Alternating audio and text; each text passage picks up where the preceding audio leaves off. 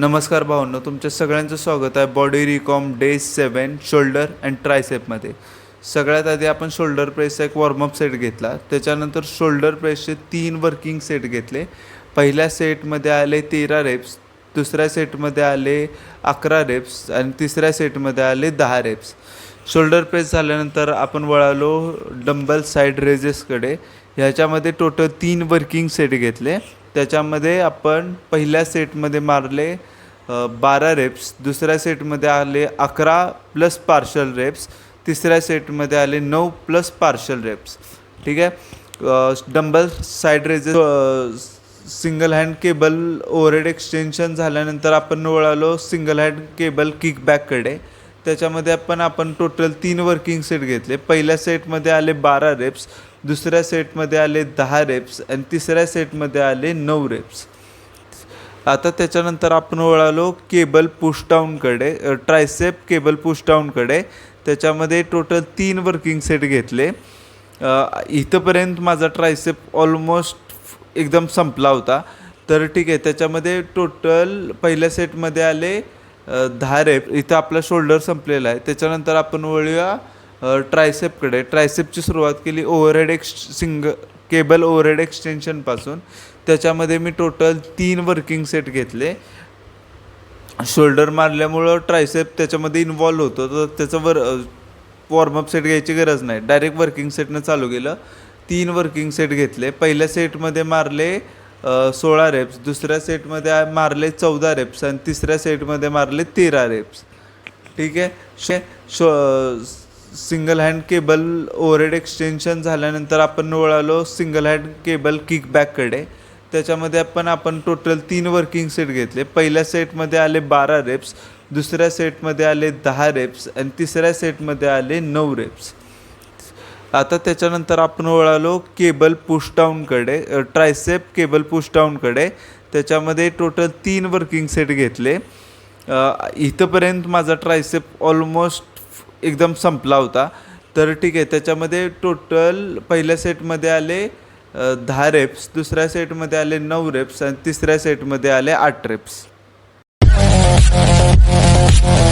नमस्कार भावांनो, तुमच्या सगळ्यांचं स्वागत आहे जिम लॉजिक्सच्या एका नवीन एपिसोडमध्ये. अरे कालच आपला एक भाऊ भेटला होता, विचारत होता, दादा अरे ते स्प्लिटचं तर कळालं तुझं व्हिडिओ बघून, आता मला ह्याचं सांग की म्हणला काय वर्कआउट सकाळी करायचं का संध्याकाळी. तर मग आजचा टॉपिक आपण तोच घेऊ, वर्कआउट सकाळी करायचं का संध्याकाळी. ठीक आहे. त्याच्यासाठी सगळ्यात पहिल्यांदा तर तुमचं रुटीन ॲनालाइज करा की तुमचं रुटीन कसं आहे. जर तुम्ही उठूनच 6 वाजता जाताय, वर्कआउट कराल का 4 वाजता जाल का, जिम पण उघडी नसत्या, ठीक आहे, तेव्हा तुम्ही संध्याकाळी वर्कआउट करा. जर तुम्ही 10-11 वाजता जाताय तर तुम्ही सकाळी करू शकता. पण वर्कआउट सकाळी करायचं का संध्याकाळी, त्याच्यामध्ये थोडेफार फॅक्टर्स तुम्हाला माहीत पाहिजेत. ठीक आहे.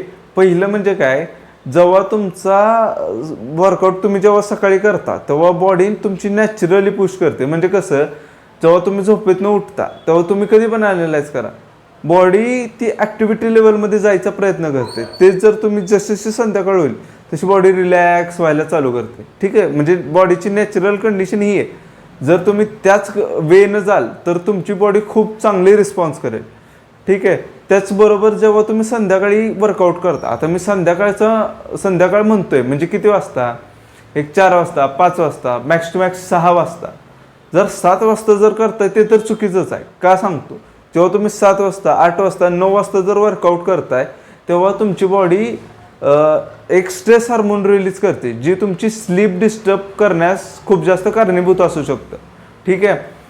तर आपण वळूया की सकाळी जेव्हा तुम्ही वर्कआउट करता तेव्हा तुम्ही एकदम फ्रेश फील करता का, तुम्ही नॅचरल फ्लोनं जाताय. तीच एनर्जी तुमची दिवसभर तुम्ही कॅरी ऑन करू शकता. हां, आता काही लोक म्हणतात की नाही का, की भाऊ सकाळी वर्कआउट केला मला तर झोपच येते, हेच येते, तेच येते. आता त्याचं कारण वर्कआउट नाही, त्याचं कारण आहे तुमची रात्री झालेली अपुरी झोप.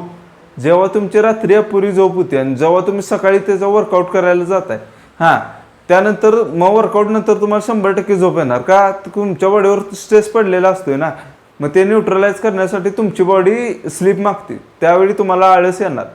पण जर तुमची रात्रीची झोप प्रॉपर झाल्या आणि तुम्ही सकाळी वर्कआउट केलाय, त्याच्यापेक्षा भारी काहीच नाही, तुम्हाला खरंच सांगतो. का, आणि मी असं का म्हणू शकतो, कारण की मी पहिलं 1 वर्ष पूर्ण 1 वर्ष 3 महिने पूर्णपणे संध्याकाळी वर्कआउट केलं. संध्याकाळी पण म्हणजे मी डायरेक्ट 10-10:30 वाजता घरी यायचो.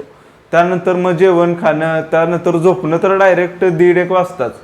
मग त्यानं व्हायचं काय, एकतर मला सकाळी लवकर झोप यायची नाही, दुसरं म्हणजे माझी डीप स्लीप हॅम्पर व्हायची. आता डीप स्लीप म्हणजे काय, स्लीपचे 2 प्रकार असते, लाईट स्लीप आणि डीप स्लीप. डीप स्लीप म्हणजे तुमची एकदम आता काय म्हणायचं त्याला, एकदम गाढ झोप म्हणतात ना ती. आता त्याचा फायदा असा असतो, तुमची जी डीप स्लीप असते ती तुमची मसल रिकव्हरी म्हणा, म्हणजे माइंड रिबूट करण्यात खूप जास्त हेल्प करते. जर तुम्ही लेट झोपताय तर तुमची डीप स्लीप हॅम्पर होऊ शकते, त्याचा इम्पॅक्ट तुमच्या मसल रिकव्हरीवर सुद्धा होणार. ठीक आहे, त्यामुळं ट्राय करा. एकतर जर जमत असेल तर सकाळीच करा, नाहीतर मग जर संध्याकाळी करत असेल तर 4, 5, 6 मॅक्स टू मॅक्स 6 त्याच्या पुढं वर्कआउटला जाऊच नका, कारण की ते तुमची स्लीप हॅम्पर करणार. मग तुमच्या बॉडी बिल्डिंग जाऊ दे, ती तुमच्या हेल्थवर इम्पॅक्ट करेल. ठीक आहे, त्याच्यामुळे जनरली सकाळीच करा. पण जर मग काय ऑप्शनच नसला तर मग संध्याकाळी करा, पण ते पण 4, 5, 6च्या दरम्यानच करा, जास्त लेट करू नका. ठीक आहे, जर तुम्हाला ह्याच्या म्हणजे सकाळी करायचं संध्याकाळी करायचा म्हणजे काय पण जर तुम्हाला प्रॉब्लेम असेल तर कमेंट बॉक्समध्ये मेन्शन करा, त्याचं तुम्हाला आन्सर भेटून जाईल. आणि ही जर बॉडी रिकम्पोजिशनची जर्नी तुम्हाला जॉईन करायची असेल तर सबस्क्राईब करा. हा व्हिडिओ आवडला असेल तर लाईक करा, शेअर करा, आणि जर तुम्हाला नोटिफिकेशन हवे असतील तर बेल आयकॉनवर क्लिक करा. चला आपण उद्या भेटू.